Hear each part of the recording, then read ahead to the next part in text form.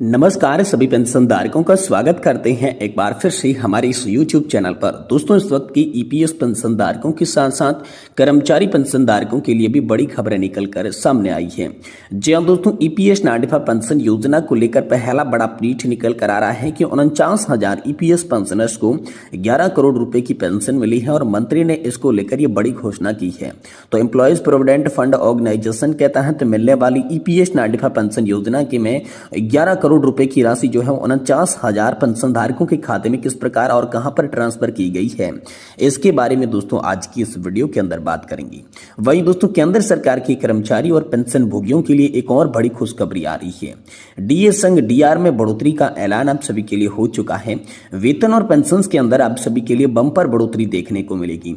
तो दोस्तों DA hack को लेकर हम सभी के लिए क्या ताजा अपडेट निकल कर आई है, कितनी वृद्धि डीए और डीआर के अंदर होगी, जिससे पेंशन और सैलरी कितनी बढ़ेगी, इसके बारे में भी दोस्तों आज की इस वीडियो के अंदर बात करेंगे। वहीं दोस्तों आप सभी के लिए बात करें तो यहां पर सुप्रीम कोर्ट का बेहद ही खास निर्णय आप सभी के लिए निकलकर सामने आ चुका है। सुप्रीम कोर्ट के इस फैसले से पेंशन भोगियों में खुशखबरी है, लाखों पेंशन धारकों को तोहफा मिल चुका है। तो आखिरकार क्या सुप्रीम कोर्ट का फैसला है और इससे पेंशन धारकों को क्या लाभ होंगे, इसके बारे में भी बात करेंगे। और वहीं बात करेंगे आप सभी की पेंशन में 20% बढ़ोतरी का फायदा हम सभी को देखने को मिलेगा। जी हाँ दोस्तों, पेंशन भोगियों के हक में बड़ा फैसला लिया गया है। 18 महीने के एरियर पर भी हम सभी के लिए ताजा अपडेट है और पेंशन में 20% की बढ़ोतरी को लेकर बिग ब्रेकिंग न्यूज आप सभी के लिए निकल कर आ रही है। तो इसके बारे में भी आज की इस वीडियो के अंदर बात करेंगे। यानी कि दोस्तों पेंशन धारकों से जुड़ी तमाम बड़ी खबरों की चर्चा इस वीडियो के अंदर करेंगे। इसलिए आप सभी पेंशन धारकों से निवेदन करते हैं कि दोस्तों अगर आप पेंशन धारकों से जुड़ी हर बड़ी खबर से वाकिफ रहना चाहते हैं तो इस चैनल को सब्सक्राइब करने के साथ साथ वीडियो को आप लास्ट तक देखिएगा और लाइक भी जरूर करिएगा। तो चलिए यहाँ पर संपूर्ण खबरों को पहले विस्तार से जान लेते हैं। देखिए पहली बड़ी खबर की बात करें तो कर्मचारी भविष्य निधि संगठन के अंतर्गत आने वाली ईपीएस 95 पेंशन योजना को लेकर नया अपडेट आप सभी के लिए आया है। 49,000 ईपीएस पेंशनर्स को मिली 11 करोड़ रुपए की पेंशन की राशि। मंत्री ने इसको लेकर बड़ी घोषणा आप सभी के लिए कर डाली है। जी हाँ दोस्तों, पेंशन सेवाओं को बेहतर करने की दिशा में ऐतिहासिक कदम उठाते हुए केंद्रीय श्रम और रोजगार साथ ही साथ दोस्तों युवा कार्य और खेल मंत्री डॉक्टर मनसुख मांडविया ने कर्मचारी पेंशन योजना 1995 के अंतर्गत नई केंद्रीकृत पेंशन प्रणाली परियोजना प्रशिक्षण की सफल संपन्न होने की घोषणा कर दी है। उन्होंने बताया कि जम्मू, श्रीनगर और करनाल क्षेत्रों के अंदर 49,000 से अधिक कर्मचारी पेंशन योजना के पेंशन भोगियों को अक्टूबर 2024 में लगभग 11 करोड़ रुपए की पेंशन वितरण करने के साथ ही 29 और 30 तारीख को ये प्रायोगिकी परीक्षण संपन्न हो गया। इसमें पहले सीपीएफसी प्रणाली की घोषणा के दौरान केंद्रीय मंत्री डॉक्टर मनसुख मांडविया ने कहा था कि केंद्रीकृत पेंशन प्रणाली भुगतान स्वीकृति कर्मचारी भविष्य निधि संगठन की आधुनिकीकरण का एक महत्वपूर्ण उपलब्धि है। पेंशन भोगियों को देश में कहीं भी किसी भी बैंक से किसी भी शाखा से अपनी पेंशन प्राप्त करने की सुविधा की इस पहल से पेंशन भोगियों के सामने लंबे समय से चली आ रही चुनौतियां अब खत्म हो गई है।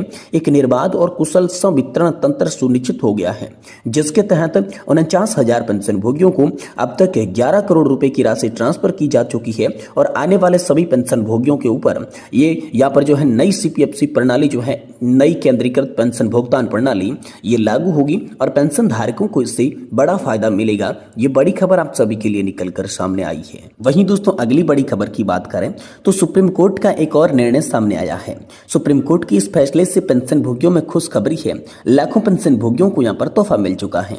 देखिए पेंशन भोगियों के लिए बड़ी खबर आ रही है कि दोस्तों यहाँ पर 25 अक्टूबर 2024 को सुप्रीम कोर्ट ने पंजाब नेशनल बैंक द्वारा दायर विशेष याचिका को खारिज कर दिया था, जिसमें पंजाब और हरियाणा हाईकोर्ट ने 18 जुलाई 2024 के आदेश को चुनौती दी थी।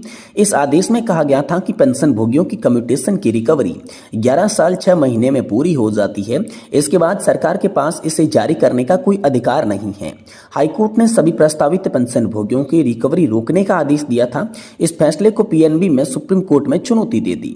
दोस्तों सुप्रीम कोर्ट के जस्टिस BR गवई और जस्टिस KV विश्वनाथन की बेंच ने पीएनबी की विशेष अनुमति याचिका को खारिज कर दिया। पीएनबी के वकीलों ने कोर्ट से अनुरोध किया कि वे याचिका वापस लेना चाहते हैं और अन्य कानूनी विकल्पों का उपयोग करना चाहती हैं। कोर्ट ने इस अनुरोध को स्वीकार किया और याचिका खारिज कर दी, जिसमें हाईकोर्ट का आदेश बरकरार रहा, यानी कि पेंशन भोगियों की पेंशन रिकवरी नहीं होने वाली है। इस फैसले के बाद पेंशन भोगियों का पक्ष मजबूत हो गया। जिन पेंशन भोगियों की कम्यूटेशन की रिकवरी को 11 साल 6 महीने हो चुके हैं उनकी आगे रिकवरी रुक जाएगी। हालांकि अब तक सरकार की ओर से कॉमन सर्कुलर जारी नहीं किया गया है जिससे कि सभी पेंशन भोगियों को स्वतः लाभ मिल सके।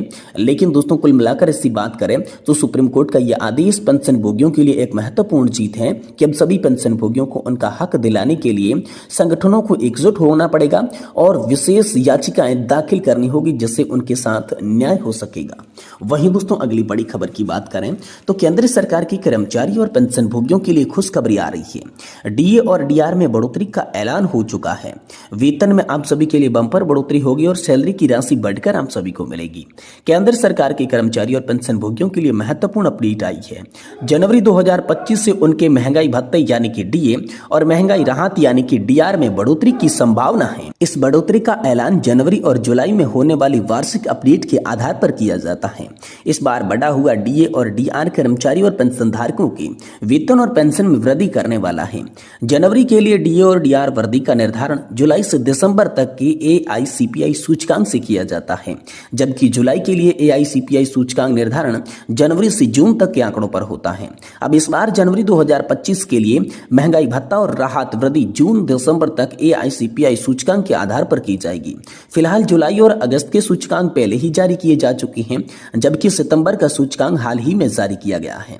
इन आंकड़ों के आधार पर कर्मचारियों के लिए डीए और डीआर के अंदर दोस्तों पेंशन भोगियों के लिए वृद्धि होने वाली है। इससे पहले अक्टूबर 2024 में केंद्र सरकार ने जुलाई 2024 के लिए महंगाई भत्ता 3% की बढ़ोतरी की घोषणा की। इससे कर्मचारियों को डीए 53% तक पहुंच गया।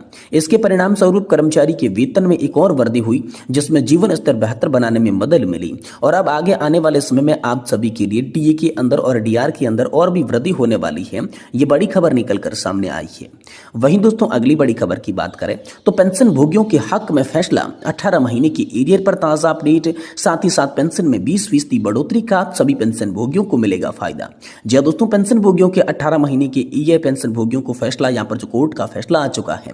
इसी के साथ पेंशन में 20% की बढ़ोतरी को लेकर खबर आई है जो कि हर पेंशन भोगियों के लिए जाननी जरूरी है।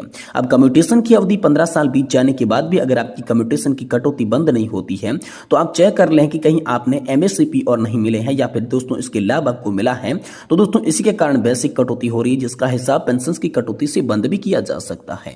वहीं दोस्तों बात करें आप सभी के 20% पेंशन बढ़ोतरी की तो कोर्ट फैसले के बाद पेंशन भोगियों को लग रहा था कि यहाँ पर 79 वर्ष की उम्र पूरी करने के बाद बेसिक पेंशन में 20% की बढ़ोतरी की जाएगी, क्योंकि जिन्होंने कोर्ट केस किया था तो किसी को इसका लाभ मिल पा रहा था। ऐसे में बहुत सारे पेंशन भोगी कोर्ट केस करना चाह रही थी।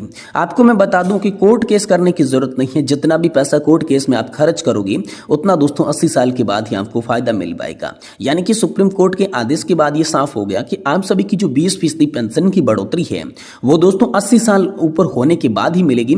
80 साल के कम की एज में आप सभी को नहीं मिलेगी। ये बड़ा फैसला पेंशन भोगियों का आया है। वहीं दोस्तों पंजाब हाई कोर्ट ने भी एक बहुत ही बड़ा फैसला दिया जिसमें कहा कि पेंशन कर्मचारियों की कड़ी मेहनत का फल है, इसको देने से इनकार नहीं किया जा सकता, इसको रोका भी नहीं जा सकता। पेंशन रोकने का अधिकार केवल राष्ट्रपति को है। पेंशन सरकारी कर्मचारियों की संपत्ति होती है, इसलिए इसको देने से मना नहीं किया जा सकता। वहीं सोशल मीडिया पर दोस्तों इन दिनों 18 महीने के एरियर को लेकर चर्चा चल रही है कि इसका भुगतान किया जाएगा। महाराष्ट्र, झारखंड, दिल्ली में होने वाली विधानसभा चुनाव को मद्देनजर सरकार इसका फायदा दे सकती है।